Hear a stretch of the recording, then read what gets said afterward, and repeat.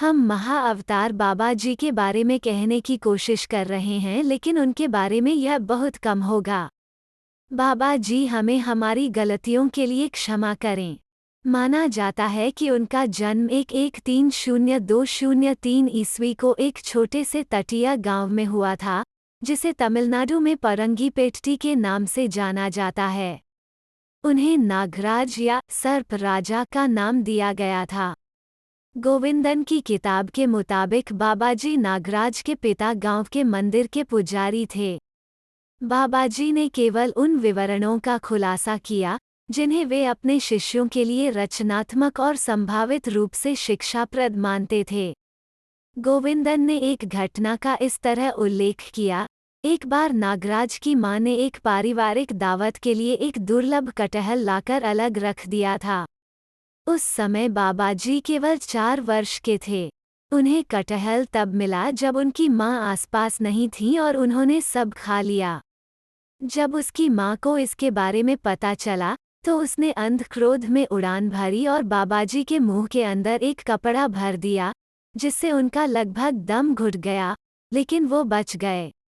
बाद में उन्होंने भगवान को धन्यवाद दिया कि उन्हें यह दिखाने के लिए कि उन्हें बिना आसक्ति या भ्रम के प्यार किया जाना चाहिए। अपनी मां के लिए उनका प्यार बिना शर्त और अलग हो गया। जब नागराज 5 वर्ष के थे, तब कहा जाता है कि कलकत्ता में किसी ने उनका अपहरण कर लिया और उन्हें गुलाम बनाकर एक दुकानदार को बेच दिया। हालांकि उसका मालिक एक दयालु व्यक्ति था और उसने उसे रिहा कर दिया और कहा कि जहां वह चाहता है वहां जाओ। लड़का भटकते योगियों के एक समूह में शामिल हो गया, जिन्हें भगवान से बहुत प्यार था। उनके चेहरों की चमक ने उन्हें इस कदर आकर्षित किया कि वे जहां भी जाते थे, उनका पीछा करते थे।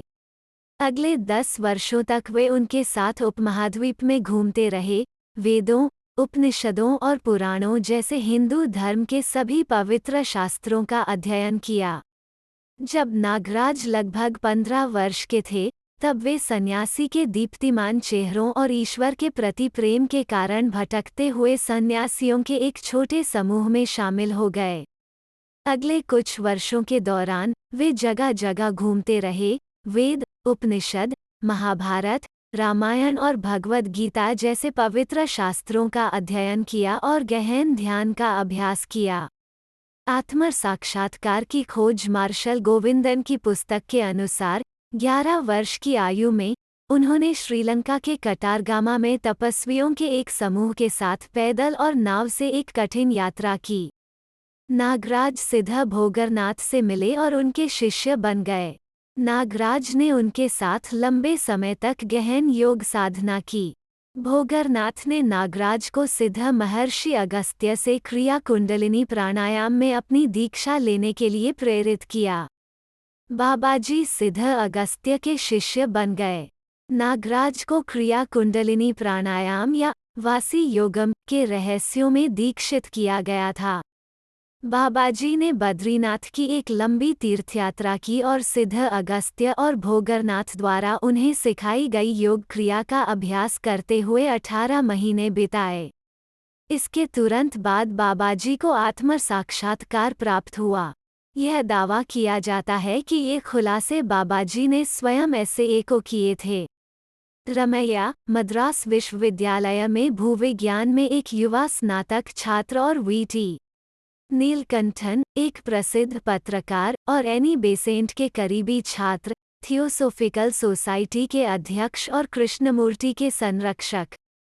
कहा जाता है कि बाबाजी उनमें से प्रत्येक के सामने स्वतंत्र रूप से प्रकट हुए और फिर उन्हें 1942 में अपने मिशन के लिए काम करने के लिए एक साथ लाया। बैठकों की रिपोर्ट 1861-1935 लाहिड़ी महाशय मुख्य लेख।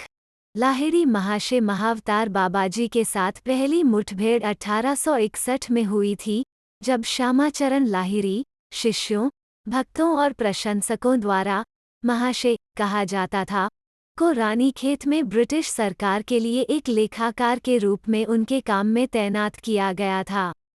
एक दिन रानीखेत के ऊपर दूनागिरी की पहाड़ियों में घूमते हुए उन्होंने अपना नाम पुकारते हुए एक आवाज सुनी।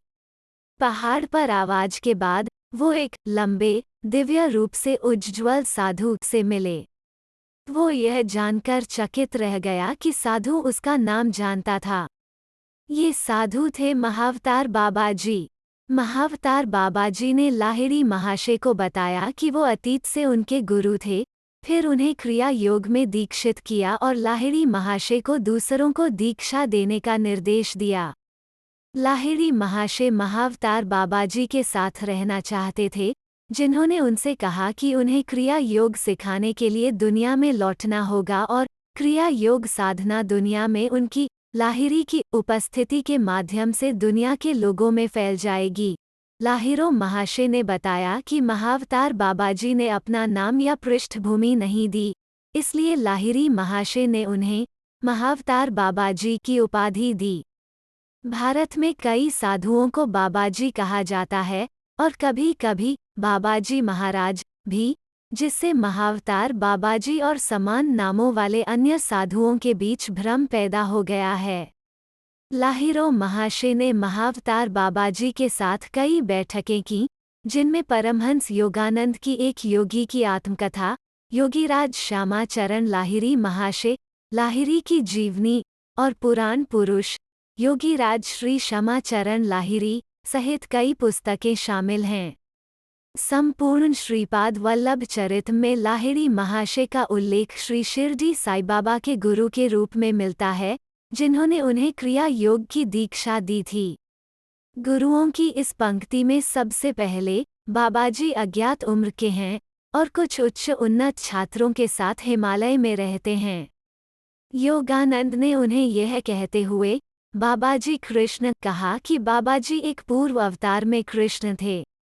यह देखते हुए कि वर्तमान वैज्ञानिक युग में लोग उच्च ज्ञान प्राप्त करने के लिए बेहतर रूप से तैयार हैं, बाबाजी ने अपने शिष्य लाहिड़ी महाशय को क्रिया योग के ध्यान विज्ञान को दुनिया में फिर से पेश करने का निर्देश दिया। योगानंद ने अपनी आत्मकथा एक योगी में मृत्युहीन गुरु का निम्नलिखित विवरण दिया है। एनालिस्ट के दिल को प्रिय बाबाजी के परिवार या जन्मस्थान के बारे में कोई सीमित तथ्य अब तक नहीं मिले हैं। उनका भाषण आम तौर पर हिंदी में होता है, लेकिन वे किसी भी भाषा में आसानी से बातचीत करते हैं। उन्होंने बाबाजी आदरणीय पिता का साधारण नाम अपनाया है। लाहिड़ी महाशय के शिष्यों द्वारा उन्हें दिए गए सम्मान के अन्य खिताब महामुनि बाबाजी महाराज, सर्वोच्च परमानंद संत, महायोगी, योगियों में सबसे महान, त्र्यंबक बाबा और शिव बाबा, शिव के अवतारों की उपाधि हैं। अमर गुरु के शरीर पर उम्र का कोई निशान नहीं है, वो 25 वर्ष के युवा से अधिक नहीं प्रतीत होता है। गोरी चमड़ी वाले, मध्यम कद और कद के बाबाजी का सुंदर, मजबूत शरीर एक प्रत्यक्ष चमक बिखेरता है। उसकी आंखें काली, शांत और कोमल हैं। उसके लंबे, चमकदार बाल तांबे के रंग के हैं। चूंकि उसके अविनाशी शरीर को भोजन की आवश्यकता नहीं होती, इसलिए गुरु कभी कभार ही खाता है। आने वाले शिष्यों के लिए एक सामाजिक शिष्टाचार के रूप में वो कभी कभी फल या दूध में पके चावल और मक्खन को स्वीकार करते हैं। एक अनकही कहानी। दशाश्वमेध घाटवन नई दिल्ली में रहने वाले सर्वोच्च न्यायालय के वकील थे। उन्होंने कभी बाबाजी के बारे में नहीं सुना था, लेकिन एक बार वाराणसी की तीर्थ यात्रा पर वे शाम को दशाश्वमेध घाट पर बैठे थे। एक असाधारण रूप से सुंदर महिला उसके पास आई और बस बोली, मेरे पीछे आओ। वो यह नहीं जानता था, लेकिन यह बाबाजी की बहन थी, जिसके बारे में योगानंद ने एक योगी की आत्मकथा में लिखा था। वो अंधेरी संकरी गलियों से होते हुए उसका पीछा करता था और फिर संकरी सीढ़ियों से नीचे एक भूमिगत गुफा में जाता था। वहाँ केवल एक ही ज्योति जल रही थी और उसके प्रकाश से उसने चमकीले लाल बालों वाला एक युवक वहाँ ध्यान में बैठा देखा। महिला ने उसे बैठने का इशारा किया।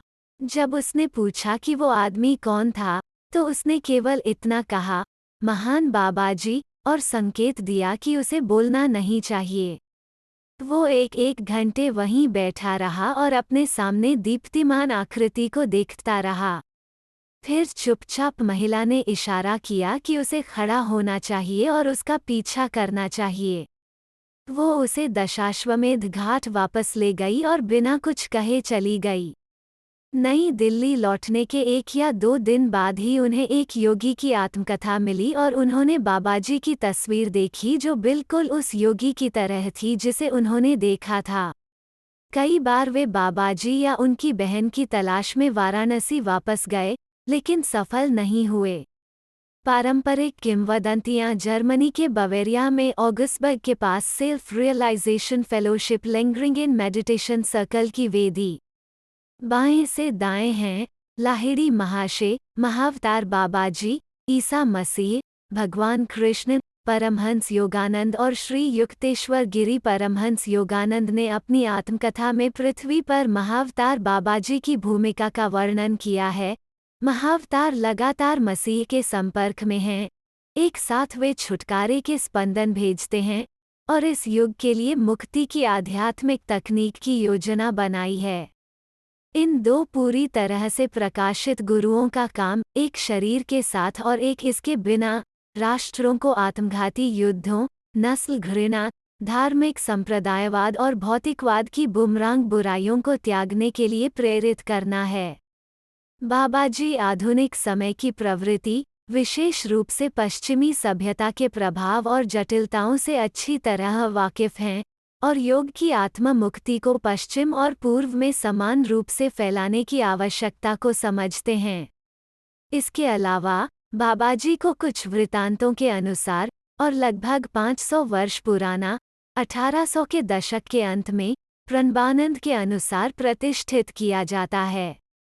योगानंद की रिपोर्ट है कि लाहिरों के शिष्यों के अनुसार कोई भी बाबाजी की उम्र, परिवार, जन्म स्थान, सही नाम या अन्य विवरण एनालिस्ट के दिल को प्रिय नहीं जानता है। योगानंद की आत्मकथा के अनुसार उनकी एक बहन है जिसे माताजी, जिसका अर्थ है पवित्र माँ कहा जाता है, जो सदियों से जीवित हैं। उसकी आध्यात्मिक उपलब्धि का स्तर उसके भाई के बराबर है और वो एक गुफा में आध्यात्मिक परमानंद की स्थिति में रहती है। यद्यपि पुस्तक में केवल 3 पृष्ठ उन्हें समर्पित हैं, राम गोपाल ने उन्हें युवा और अति सुंदर के साथ साथ एक शानदार महिला के रूप में वर्णित किया है। प्रिय दर्शकों, हम चाहते हैं कि आपका समर्थन हमारे चैनल को आगे बढ़ाए। आपके सहयोग के बिना हम कुछ भी नहीं हैं। कृपया लाइक, सब्सक्राइब, शेयर और कमेंट ज़रूर करें। हम आपके आभारी हैं। बहुत बहुत धन्यवाद।